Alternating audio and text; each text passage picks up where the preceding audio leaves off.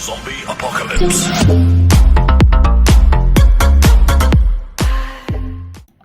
What's going on, YouTube? Welcome back to another video. This is 6 Scale Economist, and in today's video we're going to be talking about Rey and D-O set from The Rise of Skywalker.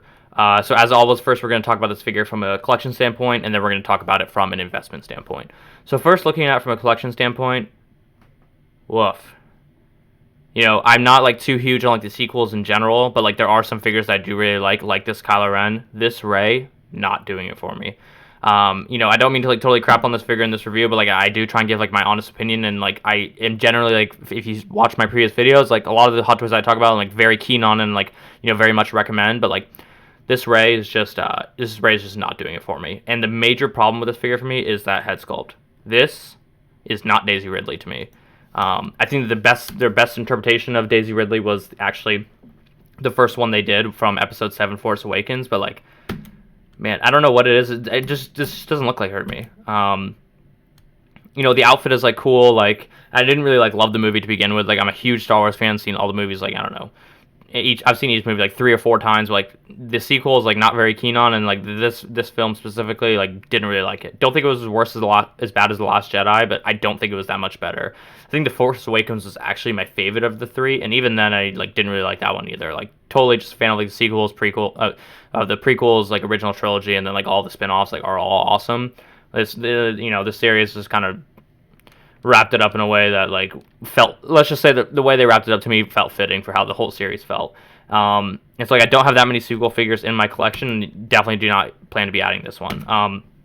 As you can see, they did like the seamless arms for this figure. Like, honestly, like, damned if they do, damned if they don't. Like, you can either do it like the jointed arms like they did with Episode 6 Leia, or you can do it like this. I think either way just doesn't really work, and like I don't really like either of them, and I generally try and stay away from like both of those types of figures when they do that. Like, I wish that they could have just like put like, you know, made it posable and then just like put like garment over it like they did with the Episode 7 one, but I also understand that they have to, you know, make it screen accurate, so like it's just like unfortunate, but like another like con for a figure that I already like am not like too hot on. You know, like the outfit is just like cool. Like, it's just like, is it just me? Like, please feel free to like let me know in like the comment section if it's just me. This is just not Daisy Ridley to me. It just doesn't look like her. The Episode 7 one looks a lot better than this one does. I mean, it just doesn't look like her. I don't know, sue me. Like, am I wrong? It just doesn't look like Daisy Ridley. And like that is like a huge con for the movie. And like, honestly, like, I really do love Star Wars. I saw this movie once. I don't even remember like this droid. Like, I don't even know if it's called D-O or D-O or whatever. Like, and usually the droids are like some of like, you know, like the most like memorable things in like Star Wars movies. Like, I don't even remember, like, is this droid like, I don't even know when she like got this droid. Like, whatever. I remember like the little dude in the movie, like Baba Fruka or whatever. Like, that guy was funny. This droid, don't even know who it is. Does not resonate with me. I'm just looking at this like picture, and I'm thinking I would much rather just have the Episode 7 one, like with the brown outfit, much better head sculpt with a BB-8, like tons of more accessories. You can still get that set for so cheap. Like, I will say though, the bright spot of this figure, this pose does look pretty cool. I kind of like this like hooded look, and like the white does look nice, and white always like pops on shelves, but like, no, this is not for me. Not for my collection. This figure will not be going into my collection. Like, and I'll talk about this Kylo Ren in future videos, so like I don't want to give too much away on my opinion, but like that Kylo Ren is sweet, and I feel like I don't need a Rey to like pair with him. Like, I'll figure something else out to pair with the Kylo Ren, but just because of how that Kylo Ren is like not going to make me have to pick up like a lemon in this Rey. I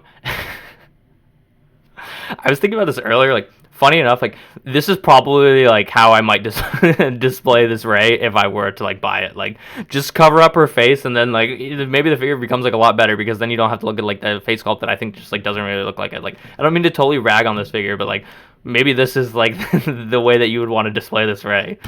You know, just like that. Like, oh no, that's better. Anyways, this is like everything that she comes with. Like, it's a decent amount of accessories, I guess. Like, it's a pretty high price point figure, so like it's kind of like the standard amount of accessories. Like, you get like the standard display base, the hands, whatever. You know, you get her lightsaber, the staff, the hood, which is great. This droid, which nobody knows, at least I have no clue. I really don't remember this droid. You get the training ball that they like mimic from like A New Hope, which is cool. You get like the backpack, and then you get like this helmet, which is probably going to be the most important accessory for this figure, so that you can cover up this girl that is not Daisy Ridley. No, just kidding. But anyways, that's my opinion of this figure from like a collection perspective. Not to like totally rag on it, but like if you watch a lot of my previous videos, like I generally like praise most of the Star Wars Hot Toys like very highly. Like it is important to like recognize that I don't love every figure, and I don't think every figure is like a great buy. And I think this one is just definitely going to fall into that category of ones that I'm just going to sleep on, and I'm going to be fine with it. Yeah, with that, let's segue right into talking about this figure from an investment perspective.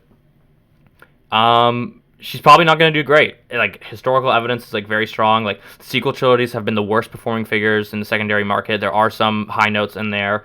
But like, just take a look at like the First Order Stormtroopers and the First Order Snowtroopers. Those things, like, if you bought those like for your collection, and you don't care about like what they're trading for in the secondary market because you're never going to sell them anyways, that's great for you, and like that's awesome that you like have those figures in your collection and that you enjoy them. If, however, you bought those figures and you kind of had like second thoughts, or you wanted to like buy different figures with it, man, you took a bath in those figures. Like those figures, like I've seen people post in the Facebook group like 3 First Order Stormtroopers for like $300, which is insane for Hot Toys, and sometimes even less, and they still sit. People just don't want them. I know I don't want them, and I don't need them in my collection, and not to say that the same thing is going to happen with Rey. The Rey figures have actually done like pretty well in the secondary market, like with a grain of salt. Like the Last Jedi Rey has done like she's done fine. Like she's done fine for herself. Like I think that figure retail for somewhere in like the 230 range. Like I think now on eBay it probably sells anywhere from, last I checked, like 290 to 330 is probably where that figure ranges in, which is like pretty supportive. Like after fees and everything, like you're like maybe gonna make like 10 or 15 or 20 bucks if you decide that you want to like sell your figure. But the important thing to note with that is like, while that is like a pretty good return on investment, given that you're not losing any money on that figure, I think that's also probably the ceiling for that figure. Like any higher than that, and you're probably just gonna see more supply of people like seeing that figure is starting to sell for like a lot of money. And like if you're looking at it on a relative value basis, like say, this is like a good way to think about it, and this is something that I do like in finance, like working in finance, like a lot of things, like when we're trading like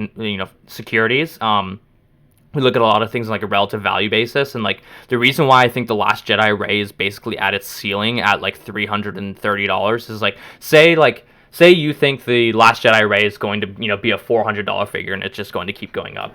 The reason why I don't think that can happen is like, if it gets to be a $400 figure, then you can start like comparing it to other figures that are also selling in that price point. Like say Chirrut Emway. Like Chirrut Emway is probably like a $400 to $450 figure. I know a lot of people like in the group that if Last Jedi Rey got to $400, they would definitely sell their Last Jedi Rey to buy like Chirrut Emway, because like that figure is like has so much more going for it, and like that's like an awesome figure, and a lot of people like appeals to like a lot more like investor base. And so like those things is some of the things that keeps like a free open market, like that is the secondary market for Hot Toys, like in equilibrium, and keeps everything in check, is like that relative value. So like that's why certain figures have lower ceilings than other figures, and Rey is just one of those figures. If that figure gets to be too high in price and people start noticing that it's selling for in excess of what they think the real value is of that figure, like if it starts selling for $375, $400, $425, then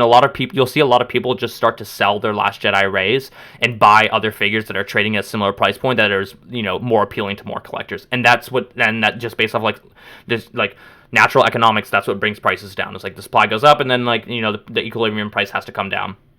And so that's why I think that figure is at its ceiling, and this figure like is probably going to have like a very similar ceiling. Even if this figure like performs like relatively well in the secondary market, like its ceiling is still always going to be like a $320 figure, which after all in fees and everything, like you're just like you're going to be making like a 10 or 15 or 20 bucks maybe. But that's why like if you're just like on the fence about this figure, just pass on it. Like there's other Reys that you can get. You can still get the Rey and BB-8 set for like, you can still find in the group sometimes for like $220, $200, sometimes like $180. Like that is so much more of a buy than buying this figure. Like I think that figure is better essentially every single aspect of this figure, and you can get it for like way cheaper. Like that's the Rey that you want to pick up if you want a Rey in your collection.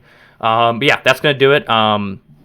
Thank you for tuning in. This is 6 Scale Economist. Please remember to like, comment, and subscribe. The comment section has been awesome. You guys have been great. I really appreciate all the feedback. I only started the channel about 2 weeks ago, and we're already almost up to 100 subscribers, which is just awesome. And the community is so engaging, which is great. So please keep commenting. I read everybody's comment, and I know a lot of people have been like requesting certain figures. So I've been trying to put those figures out as they come in and moving those up in the queue. And this is just great. And we'll continue to be talking about these figures, from a collection standpoint and an investment standpoint.